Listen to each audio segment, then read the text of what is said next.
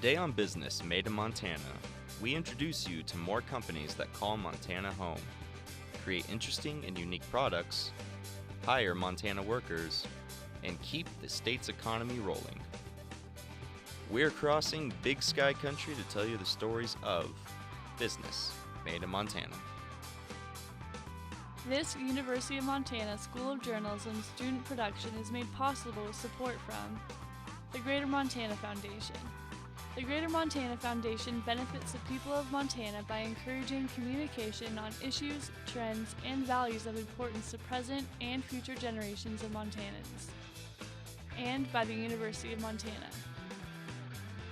Welcome to Business Made in Montana. I'm Dylan Sierra. Today we'll bring you the stories of businesses making it work in Big Sky Country.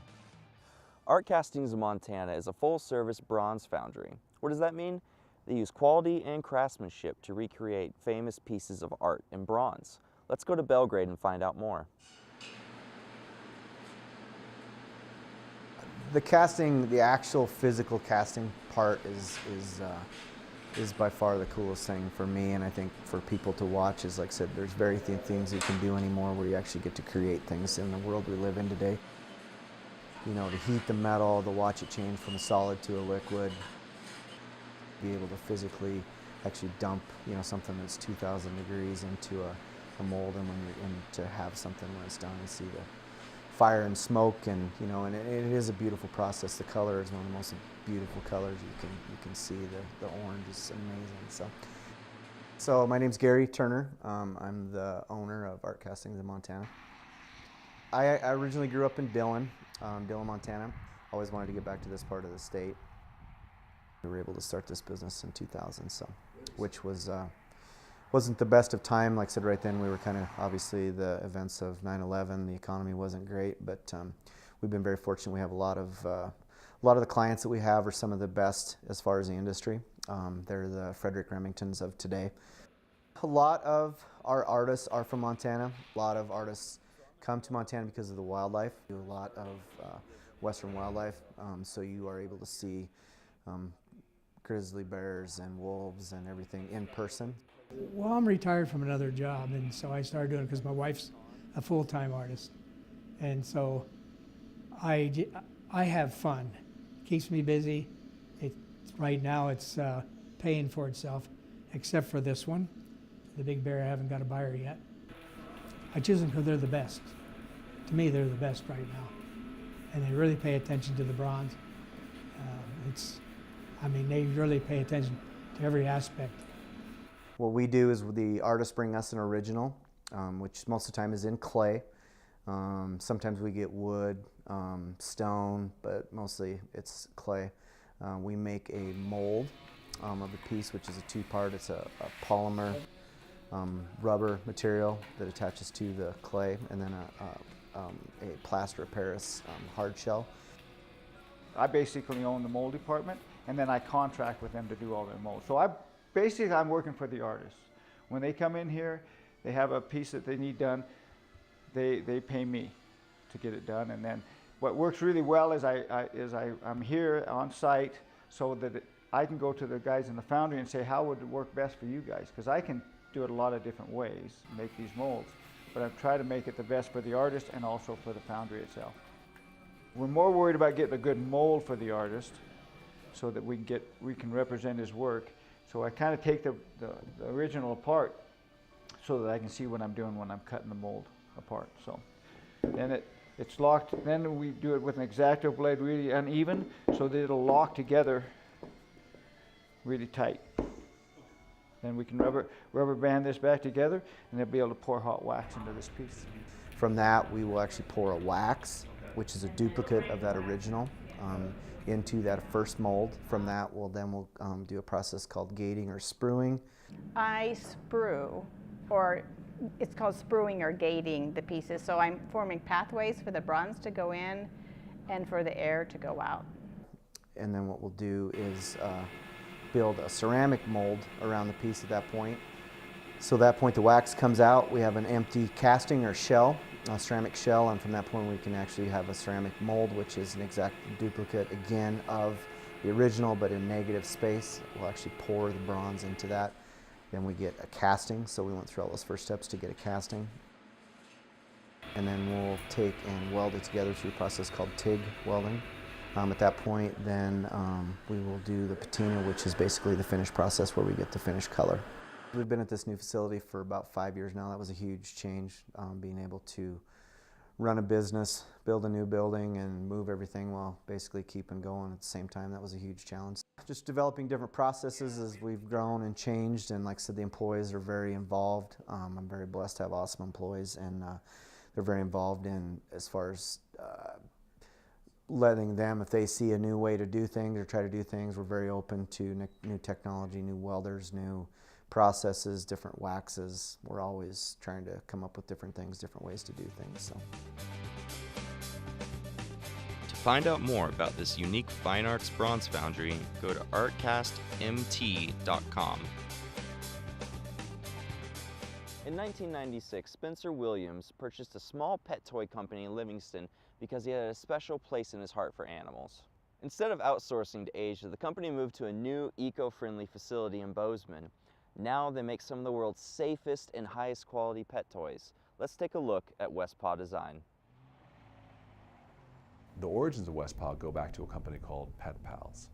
And when I was 23 years old, I wanted to move back to Montana and knew that Bozeman would be the place. And I had heard that there was a woman who was selling a company called Pet Pals. And I said, wow, that sounds really like what I'd like to do, and met with her. My hope had been to get into manufacturing because I love making a product. I grew up with a love of animals and pets, and we were crazy about a dog that we had at the time, a chocolate lab. And the idea to get into the pet business and be able to manufacture a product right here in Montana just hit my desires so much that it was sort of a no-brainer. So Westpaw currently makes the injection molded durable dog toys called Zogoflex toys. We also make fabric squeaky dog toys and fabric beds and mats for dogs. My favorite part of the manufacturing process changes frequently. I think it's because I love the fact that we make product. It goes back to why we got into this business in the early days. So right now, my favorite piece of manufacturing happens to be a new robotic packaging machine because it is the neatest Montana designed, Montana built robot that I have seen, and it really helps us package our product so much faster, and it allows our employees who were spending time packaging those products to add value in other ways in the company, which is awesome. The process that I think is most impressive to watch has to do with our hand sewing. When you look at somebody out there sewing a dog toy by hand, making sure that it is going to be durable to the teeth and the temperament of dogs, that's something that doesn't exist in the United States today. We're the only company that does that, and I'm incredibly proud of the people who do those products. My name is Jason Bloom, and I'm the product designer here at Westpaw. I'm in charge of helping with the creation and development of all the new products that we make here. Since we have labor that's in the States, it's a lot more expensive than if we were to outsource this to a company overseas. So we really have to be mindful of how long it takes to make these products, because that means that somebody out on the floor is taking that much time and getting paid for that much time. My name is Sarah Hamilton, and I'm the Product Lifecycle Manager. We have really great success in our injection molded toys, and I see that growing. We are working on being really innovative in injection molding toys, and also using our material, which is called Zogoflex, which is a really durable and very safe material, and trying to use that in other ways. Westpaw's factory is full of examples where we are saving resources, and one great visual is the banana boxes we use throughout our production floor. These banana boxes were great to hold our products. They have handles on them, they stack really nicely, and so we put many of our product batches into clean, used banana boxes, and those sometimes will last us for 5, maybe even 10 years of additional use before they get recycled. If you walk through our production floor, you'll see prices, even by our printers in the office, of what that equipment cost or what that mold is valued at. The equipment sometimes is undervalued by staff, and they may not take as good a care of it as possible. It wasn't a concern we had. Our staff does a great job, but we thought it would be really important to share what is the cost of this equipment, so that they understood, again, how to maintain and improve that, the way they work with that machine, but also what it might cost to replace it or buy another one. I think what's so special about Westpaw is that we have been able to create this value in this company that has endured for over 20 years. And it's based in something that is not easy to do. It's not easy to manufacture a dog product, dog toys, let's say, in the United States. But we've done it by being very tenacious. We've done it by having an incredibly dedicated group of employees, all the way from the customer service team to the manufacturing and shipping team who know what it takes to be successful as a company. Well, Westpaw was made in Montana because I am a Montanan.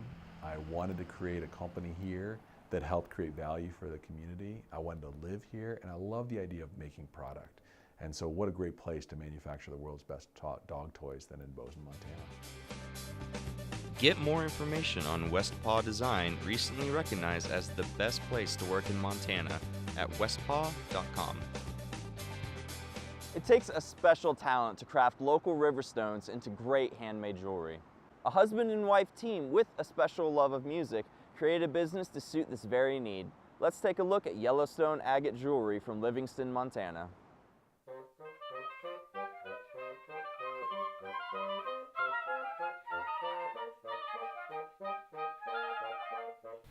Well, we play our instruments in the Bozeman Symphony and the Billings Symphony and some small groups. I never thought I would be selling and making jewelry because since I'm primarily a musician and have been a musician my whole life. But it kind of fits the artistic work. And neither of us are trained artists, you know, and we didn't have any schooling for art, and we're completely self-taught. So I'm Patricia Gates. I'm Paul Gates, and I run the business with my wife. Well, we were doing this mostly as a hobby, and we started doing some craft shows. We did a Made in Montana show one year, and the director of retail for Yellowstone Park for the Yellowstone General Stores from the Delaware North Company met us and asked us if we wanted to be in their Pathways program, which is a guest artist program. Well, we use local stones, and our focus is the stone. And all the necklaces that Pat designs, the necklaces designed to feature the stone. I think our specialty is Montana agate and the various ways that we cut and polish it. The business really started to solidify for us when we started in the Pathways program in Yellowstone Park. Up to that point, we'd been making jewelry for ourselves, for our family, and for a few friends. Well, we started researching where people find agates in Montana, and we found that the Yellowstone River drainages are one of the main places that people find agates. And we just live 2 blocks from the Yellowstone River. And so we started coming down here and walking the gravel bars. We like to walk up and down the gravel bars, and we kind of quarter them so that we don't miss so much. And what we're looking for are potato-shaped stones that have this alligator skin on the outside. And if we see something that looks like that, then we'll pick it up and take a closer look. On a sunny day, you can hold the agate up for the stone, and if it's translucent, it's probably an agate. It's pretty challenging because, as you can see, there's a lot of gravel, and this rock, before it's processed, it's not really anything spectacular, and it's not until it's cut and polished that it really starts showing the patterns and all the colors that will make it into a piece of jewelry. We find the stones, then we cut them into slabs on some big power saws.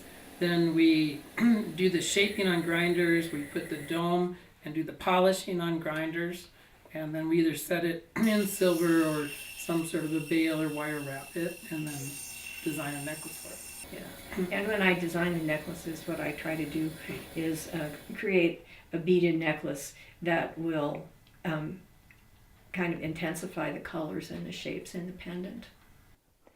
Well, most of our selling is done through the Pathways program in Yellowstone Park, although we do have a store in Livingston, the Pickle Barrel, that carries the jewelry.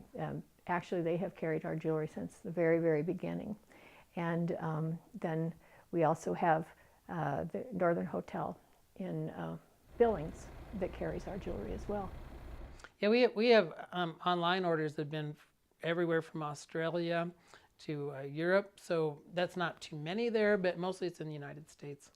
Well, I think it's been very successful. We never intended to have a company, and so we don't push it as hard as I suppose we could, but we have so many other things we do that it just fits in as one of the things we do. To find out more about this specialized handmade jewelry, go to YellowstoneAgateJewelry.com. In 1960, Boyd and Don Smoot bought a honey company and moved it from California to Power, Montana. This family business has grown a lot over the years. Proclaimed by many as the best honey in Montana, the Smoot Honey Company is making sure that the rest of the country gets the taste of their product. We're located in Power, Montana, which is a little tiny town about 25 miles northwest of Great Falls, just off I-15 on your way to Canada from Great Falls. We've been in operation here as Smoot Honey Company since 1964, so we're roughly, 53, almost 54 years old now.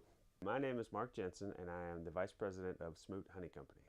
So what we do here is we produce honey, or the bees produce the honey, and we keep the bees who then produce the honey. So that's our primary function, or our primary source of income, is honey production. My name's Dan Smoot. I'm the president of Smoot Honey Company. My grandfather and my dad started the business, or my grandfather started the business. Dad joined and ran bees down in California, right around where Disneyland sits. They decided to move their business from California to a couple different locations they were looking at. One was in Canada, one's in Wyoming, and then here in Power, Montana. Chose here, moved up here in '64, and my dad ran the business by himself with help from hired guys till about '96, when myself and my brother-in-law and my cousin joined the business. A lot of the honey that we produce, we pack ourselves and sell either to bakeries, breweries, meat processing plants, and a lot of it goes into consumer grocery store sized containers as well. So once the honey gets taken off, we bring it into the warehouse, and it lives in what's called the hot room, which is where it's warm. Beehives, the bees tend to keep the beehives somewhere around 95, 96, 97 degrees, and so we keep this room about the same temperature in the high 90-degree range that keeps the honey more liquid and easily able to extract. Once we pull that honey out of the hot room, it goes into the extracting room, and then basically frame by frame, it's all automated now, and we have folks that can drive the machines, but we have a machine that cuts the wax caps off the honeycombs or the frames, which exposes the honey. It runs through a conveyor system that goes and then runs it into what's called the extractor, and that is just basically a big centrifuge or a big merry-go-round, and it spins round and round, and the honey throws out of the combs, and then it runs through a series of pumps and through a couple different machines that cleans up the honey, sorts out the bee wings and the wax and all the stuff, the undesirable elements that are part of the extracting process, and then it runs into settling tanks, which floats more of the bits and pieces out of the honey. Then we drain the tanks into 55-gallon barrels, store those away for later use. We have 3 tanks that'll hold about 75 barrels between the 3 of them, and each of those, then we drain the honey out of those into 55-gallon barrels, and like I said, then we weigh each barrel and weigh gross weight, how much the barrel weighs, and we get a net weight of honey, and then we stack them away in a warehouse until either we sell a semi-load of honey to another honey packer, or we pack it ourselves, one or the other. Our average honey production's about 105 pounds per hive per year over a 53-year span. My name is James Ream. I'm co-owner, Smoot Honey Company. Being a beekeeper, you're outside most of the time. It's great. It's one of those jobs that you get up Monday morning and you're going to work, and you don't have any problems with it. And I have lots of friends that, it's Monday, I got to go to work. I hate my job. I hate the people I work with, and I have no problems with my job or my coworkers at all. I enjoy my work. I came from California, Big step up here. Sacramento, over 1 million people to power 150 people. Quite a change. We stay here because we like Montana. Like I say, first of all, we've made our homes here and live here and have for a long time. But it's a nice area, despite the wind. It's a nice area to live. But the school district is nice. The kids get a good education here. We have a great teaching staff. That's a bonus for staying here. And besides, who really wants to live in California if you're not going to live up in the redwoods or something like that? For honey production, there are very few states better than Montana. To get more information on the best honey in Montana, go to smoothoney.com. Our next business employs a very fun group of people. They're very passionate about Made in the USA and love the fact that they're manufacturing blades and swords. Zombie Tools in Missoula has become a major supplier of blades and swords across the world.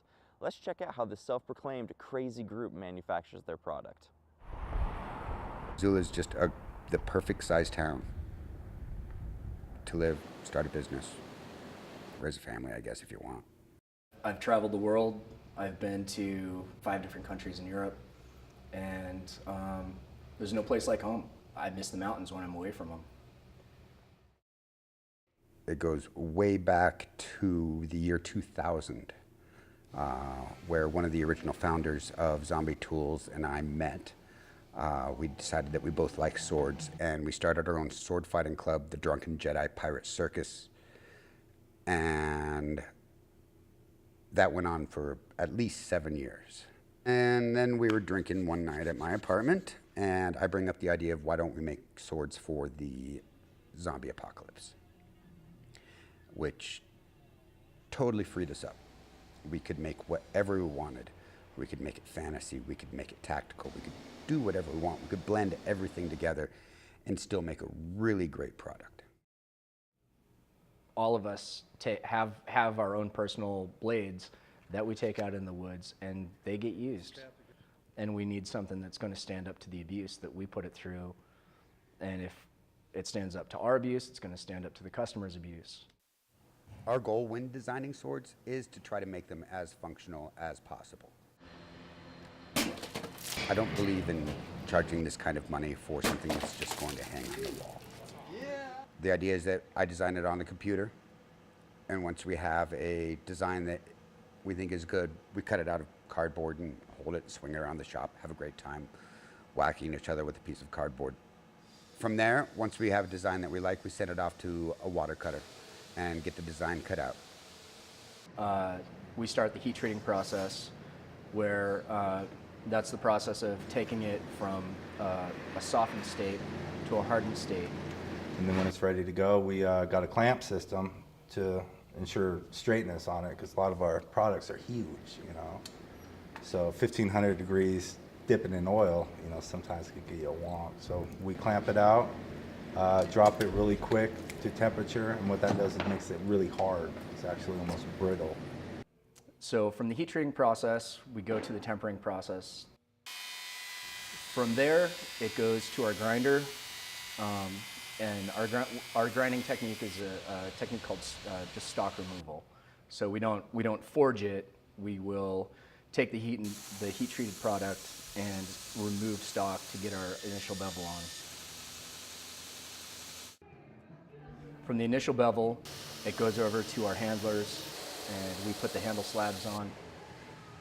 And then we pin them on, and by pinning them on, it just secures it, kind of mushrooms out, and then that's actually what holds the blade on. Then we'll kind of grind the bevels in and soften all the edges, and of course putting texture on it, making it look old. From the handling stage, gets a sheath made for it, then it gets taken over to etching, where we put our signature Zombie Tools etch on it. From there, it gets sharpened, wrapped, and shipped. It just amazes me. You know, we're in the middle of the Rocky Mountains making a Japanese sword that we're sending to Germany. I mean, that on paper, come on. We've had our blades sold on 6 of the 7 continents, and we even had one guy take a picture of one of his blades on Antarctica. So they've been around the world.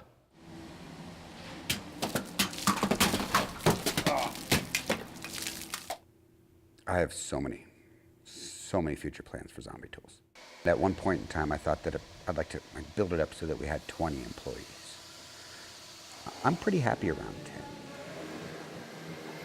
Dealing with that many people is problematic and takes more time than I'm willing to put forth. I've got grinding to do, for Christ's sake. For more information about the best American-made blades and accessories, go to zombietools.net. Well, that's our program. We hope you enjoyed meeting these interesting people and businesses that help our diverse and evolving Montana economy.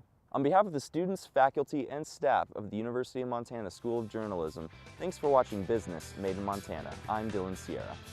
This University of Montana School of Journalism student production is made possible with support from the Greater Montana Foundation.